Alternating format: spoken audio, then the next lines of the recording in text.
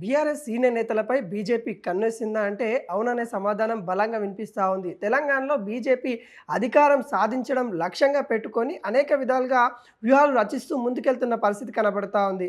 దాంట్లో భాగంగానే ఉమ్మడి జిల్లాలలో ఏదైతే బీఆర్ఎస్ సంబంధించిన బలమైన క్యాడర్ ఎవరున్నారు అంటూ వాళ్ళనే టార్గెట్ చేసి ఆకర్షణ బీజేపీ అని కూడా ప్రణాళికతో వెళ్తున్న పరిస్థితి కనబడతా ఉంది. దాంట్లో భాగంగానే ఇటు బీఆర్ఎస్ సంబంధించిన కీలక నేతలకి మరి బంపర్ ఆఫర్ బీజేపీ ఇస్తున్న పరిస్థితి కనబడతా ఉంది. గతంలో కూడా అగ్రనేతలు బీజేపీ సంబంధించిన అగ్రనేతలు తెలంగాణకి వచ్చిన సమయంలో కూడా అనేక అంశాల మీద ప్రస్తావిస్తూ ఎవరైతే మిగతా పార్టీల నుండి మన పార్టీలకు వచ్చేవారు ఎవరైతే ఉన్నారో వాళ్ళందరినీ కూడా తీసుకోవాల్సిందే, గేట్లు తెరవండి, తీసుకోండి అన్నట్టుగా చెప్పిన పరిస్థితి కనబడింది. ఈ నేపథ్యంలో ఎవరైతే ఇటు బీఆర్ఎస్లో అసంతృప్తిగా ఉండి వాళ్ళకంటూ ఒక క్యాడర్ ఉన్న వాళ్ళు ఎవరైతే ఉన్నారో వాళ్ళందరినీ కూడా బీజేపీ వైపు మళ్లించే విధంగా ఇటు బీజేపీ ప్రణాళిక చేస్తున్న పరిస్థితి కనబడతా ఉంది. ఇప్పటికే ఇటు మాజీ మంత్రి మల్లారెడ్డి పార్టీ మారుతారనే వదంతాలు కూడా వస్తున్న పరిస్థితి కనబడతా ఉంది. తన కోడలు అల్లుడితో సహా అందరూ కూడా ఇటు బీజేపీ వైపు వెళ్ళే అవకాశాలు ఉన్నాయంటూ ఇటు ప్రచారం అయితే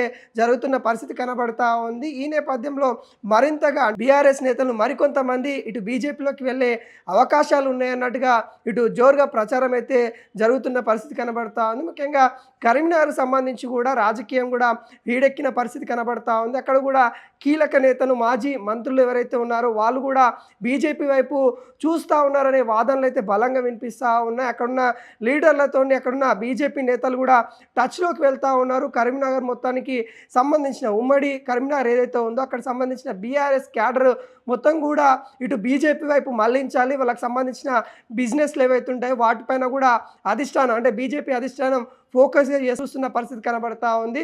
అంటే ఎప్పుడైనా కానీ సాధారణంగా మనకి బీజేపీలో ఒక నేత చేరుతున్నారు అంటే తన పైన కూడా అనేక విమర్శలు వస్తాయి. ముఖ్యంగా ఒక పార్టీ నుండి ఇంకొక పార్టీ, ముఖ్యంగా బీజేపీ లాంటివి కేంద్రంలో అధికారంలో ఉన్న పార్టీలో చేరుతూ ఉన్నారంటే తన యొక్క బిజినెస్లు కాపాడుకోవడానికి తనకు సంబంధించిన సంస్థలు ఏవైతే ఉన్నాయో వాటిని కాపాడుకోవడానికి బీజేపీలో చేరుతూ ఉన్నారు. వాషింగ్ పౌడర్ నిర్మకానికి మాత్రమే ఒక పార్టీ నుండి అంటే వేరే పార్టీ నుండి ఇటు బీజేపీలోకి వెళ్తూ ఉన్నారనే ప్రధాన విమర్శలు అయితే కనిపిస్తూ ఉన్నాయి. దాంట్లో భాగంగానే బీఆర్ఎస్ సంబంధించిన నేతలు ఎవరైతే ఉన్నారో వాళ్ళకి సంస్థలు ఏవైతే ఉన్నాయో వాళ్ళకి సంబంధించిన బిజినెస్లు కావచ్చు, వాళ్ళకి సంబంధించిన వేరే రియల్ ఎస్టేట్ సంబంధించిన వ్యవహారాలు కావచ్చు, వాటన్నిటిపైన కూడా బీజేపీ కొంత ఫోకస్గా వెళ్తూ ఉందనే వాదనలు కూడా బలంగా వినిపిస్తూ ఉన్నాయి. దాంట్లో భాగంగానే మరి బీజేపీకి చాలామంది కూడా క్యూ లైన్ కడతా ఉన్న పరిస్థితి కనబడతా ఉంది. బీజేపీ అధికారం లక్ష్యంగా చేసుకొని వైనాడ్ తెలంగాణ అనుకుంటా బీజేపీ అధిష్టానం కూడా చెప్తున్న పరిస్థితి కనబడతా ఉంది.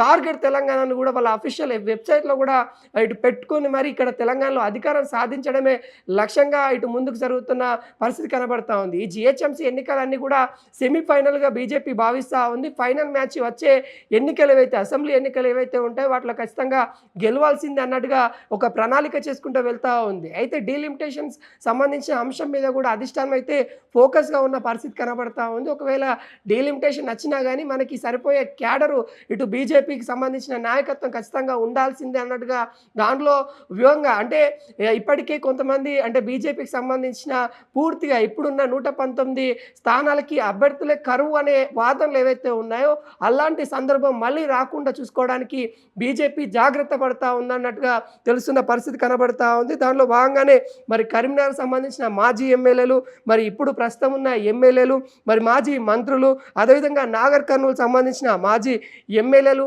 ఇప్పుడు ప్రస్తుతం బీఆర్ఎస్ నుండి కొనసాగుతున్న రాజ్యసభ ఎంపీలు కావచ్చు, వాళ్ళందరినీ కూడా ఇటు బీజేపీ వైపు మరలించుకోవాలన్నట్టుగా ప్రణాళికతోనైతే ముందుకెళ్తున్న పరిస్థితి కనబడతా ఉంది. దాంట్లోనే కొంత బీజేపీ అలర్ట్ అయినట్టుగా క్లియర్ కట్గా కనిపిస్తూ ఉంది, వ్యూహాత్మకంగా ముందుకెళ్తూ ఉంది. అయితే ఈ చేరికలు ఏవైతే ఉంటాయో ఇప్పుడు ఎస్ఐఆర్ ప్రక్రియ తర్వాత చేరికలు ఉండే అవకాశాలు ముమ్మాటికి ఉన్నాయన్నట్టుగా తెలుస్తూ ఉంది.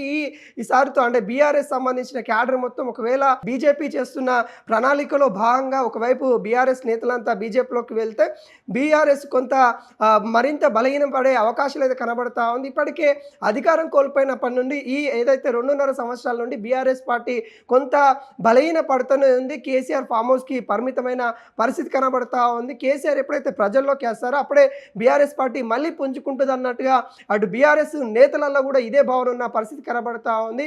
ఇప్పుడున్న క్యాడర్ మాత్రం కొంత సోషల్ మీడియాకే పరిమితం అయిపోతా ఉన్నారు. ప్రజల్లోకి వెళ్ళడంలో కేసీఆర్‌ని మించి వెళ్ళట్లేదు. కేసీఆర్ ఉంటేనే మరి ప్రజల్లోకి పార్టీని తీసుకెళ్లే వ్యక్తి కేసీఆర్. తనని మించి ఇంకా ఉన్న క్యాడర్ ఎవరైతే ఇప్పుడు ఉన్నారో వాళ్ళు ఎవరు కూడా తీసుకెళ్ళలేకపోతా ఉన్నారనే వాదనలు కూడా బలంగా వినిపిస్తూ ఉన్నాయి. మరి చూడాలి ఇవన్నిటి కూడా బీజేపీ ఎత్తులకి మరి బీఆర్ఎస్ పై ఎత్తులేసి ముందుకు వెళ్తుందా, లేకుంటే ఇప్పటికే కొంత విఫలమైన బీఆర్ఎస్ మరింత బలహీన పడుతుందా అనేది కూడా చూడాల్సిన పరిస్థితి నెలకొంది.